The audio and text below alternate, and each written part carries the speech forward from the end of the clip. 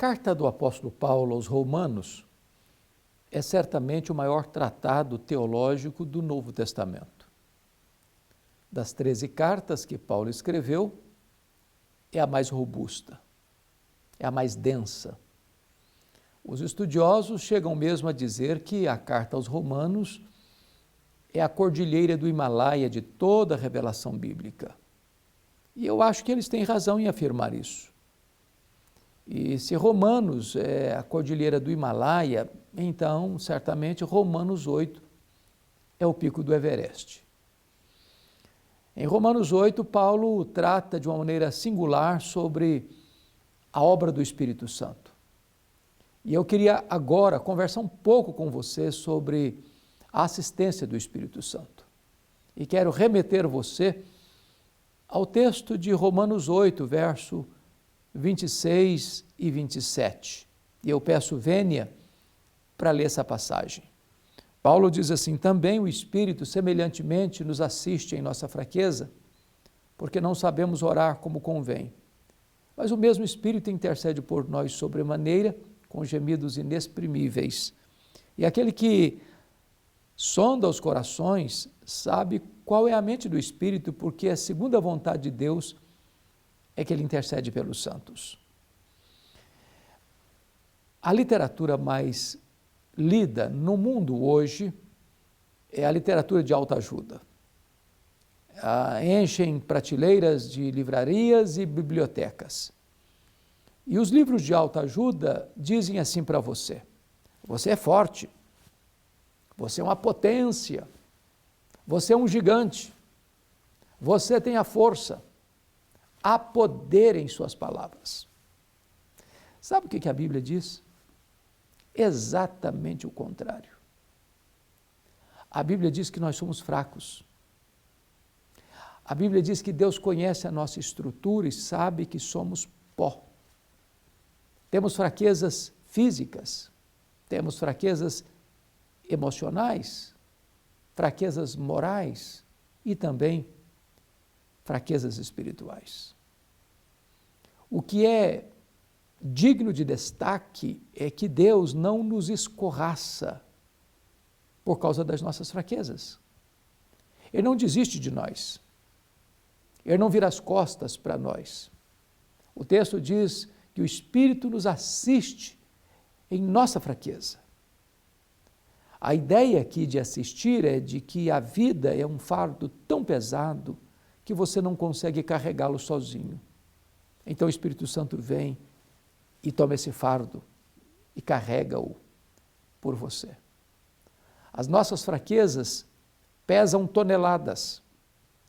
As nossas fraquezas nos deixam curvados, arquejados, corcundas.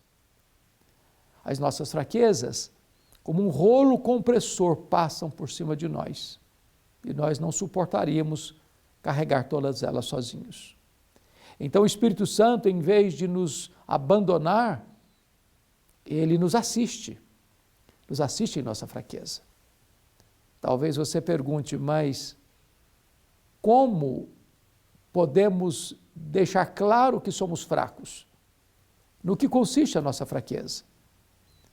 E o apóstolo Paulo responde: a nossa fraqueza transpira e transborda do fato de que nós não sabemos orar como convém.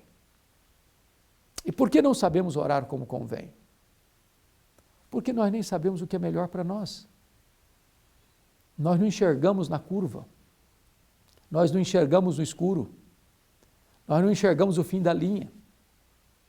Quantas vezes nós nutrimos no coração um desejo ardente por algo, por alguém, e de repente, mais tarde, vamos descobrir que se Deus tivesse nos dado o que nós havíamos pedido, seria a nossa ruína. O próprio Senhor Jesus deixou isso claro.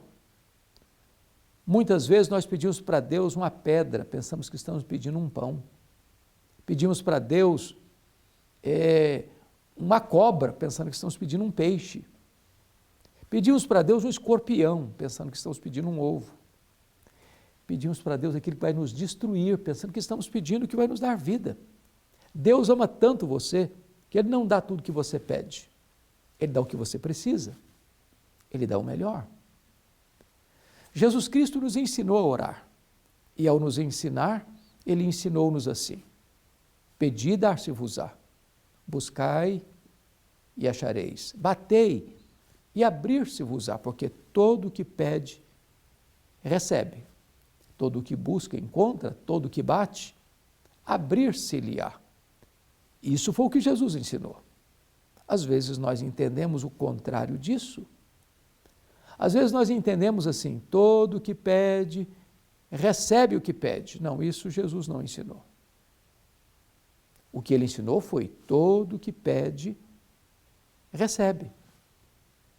Então, porque o Espírito Santo nos assiste em nossa fraqueza, uma vez que nós não sabemos orar como convém, quando nós endereçamos a Deus um pedido insensato, negligente, que vai trazer-nos danos irreparáveis, Deus diz não para você, porque Ele ama você. É como um pai, uma mãe, que tem uma criança em casa e ela quer brincar com a faca afiada. E o pai e a mãe dizem: não, filho, você não pode brincar com essa faca. Ele chora, querendo a faca. E você não vai dar a faca, porque você ama seu filho. Ele vai se cortar, vai se machucar. Deus nos ama a esse ponto de não deferir ou atender todas as nossas orações. É por isso que somos fracos e é por causa disso que o Espírito Santo nos assiste em nossa fraqueza. Mas o apóstolo Paulo vai além, no verso 26, e diz: mas o Espírito, semelhantemente, não só nos assiste em nossa fraqueza, mas intercede por nós sobremaneira com gemidos inexprimíveis. Isso é fantástico, porque você tem dentro da própria Trindade 2 intercessores. O primeiro deles é o intercessor legal, é Jesus, o advogado justo, o nosso grande sumo sacerdote que se compadece de nós nas nossas fraquezas. É por isso que podemos ser salvos totalmente, porque Ele vive sempre para interceder por nós. O apóstolo Paulo chega a argumentar assim: quem tentará acusação contra os eleitos de Deus? É Deus quem os justifica. Quem os condenará? É Cristo Jesus quem morreu, ou antes quem ressuscitou, o qual está à destra de Deus e também intercede por nós. Nenhuma acusação prospera contra você diante do tribunal de Deus, porque Jesus se levanta como seu advogado e diz: Pai, por esse pecado eu verti meu sangue na cruz, eu morri por ele, eu paguei a dívida dele, eu morri pelos pecados dele, e então não há possibilidade de prosperar acusação contra você, porque a sua dívida já foi paga. Então, temos um grande advogado, o justo.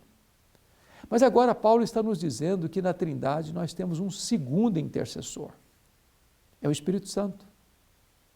Se Jesus intercede por você à destra da majestade, o Espírito Santo intercede por você, em você, ao Deus que está sobre você. De que maneira ele intercede por você? Primeiro, de maneira intensa, sobremaneira. É a mesma ênfase de João 3,16. Porque Deus amou o mundo de tal maneira. Segundo, o Espírito Santo intercede por você de maneira agônica, com gemidos inexprimíveis.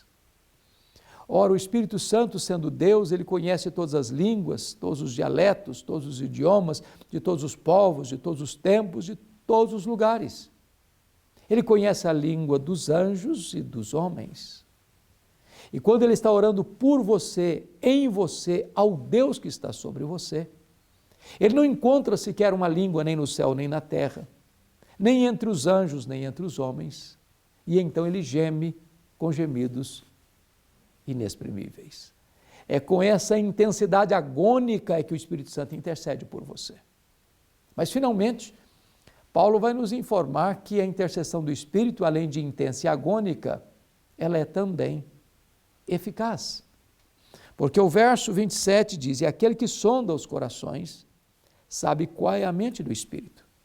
E a segunda vontade de Deus é que ele intercede pelos santos.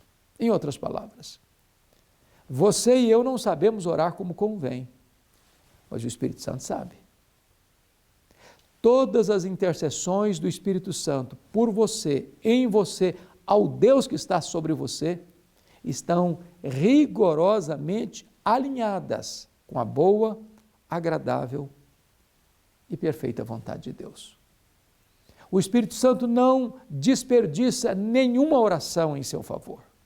É por isso que nós temos esta verdade tão linda, tão consoladora, tão profunda: a assistência do Espírito Santo em nossa vida. Que você usufrua as benesses do ministério do Espírito Santo na sua vida.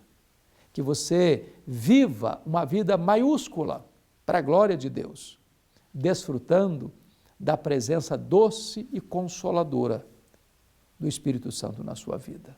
Deus abençoe profundamente o seu coração.